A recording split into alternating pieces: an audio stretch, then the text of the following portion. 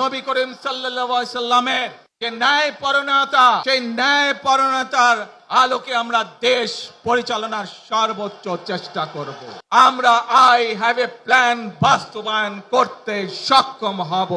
গণতন্ত্রের শক্তি যত মানুষ উপস্থিত আছেন, প্রত্যেকটি মানুষের সহযোগিতা আমার লাগবে।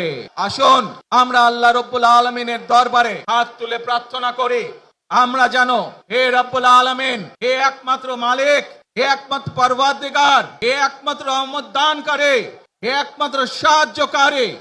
আজ আপনি যদি আমাদেরকে রহমত দেন, তাহলে আমরা এই দেশের মানুষ কঠোর পরিশ্রম করার মাধ্যমে আমাদের প্রত্যাশিত বাংলাদেশকে গড়ে তুলতে পারবো।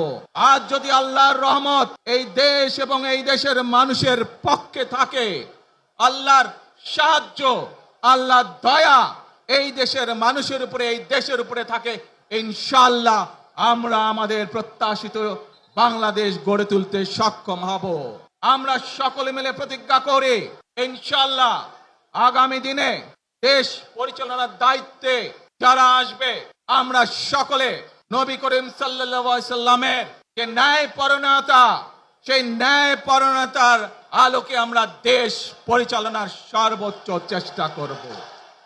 আমরা দেশের শান্তি চাই, আমরা দেশের শান্তি চাই, আমরা দেশের শান্তি চাই।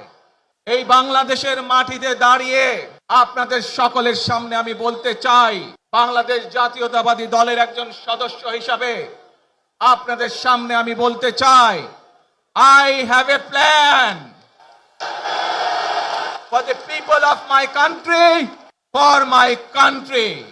আজ এই পরিকল্পনা দেশের মানুষের স্বার্থে, দেশের উন্নয়নের জন্য, দেশের মানুষের ভাগ্যের পরিবর্তনের জন্য যদি সেই প্ল্যান, সেই কার্যক্রম, সেই পরিকল্পনাকে বাস্তবায়ন করতে হয়, প্রিয় ভাই বোনেরা, এই জনসমুদ্রে যত মানুষ উপস্থিত আছেন, এই সারা বাংলাদেশে গণতন্ত্রের শক্তি যত মানুষ উপস্থিত আছেন, প্রত্যেকটি মানুষের সহযোগিতা আমার লাগবে।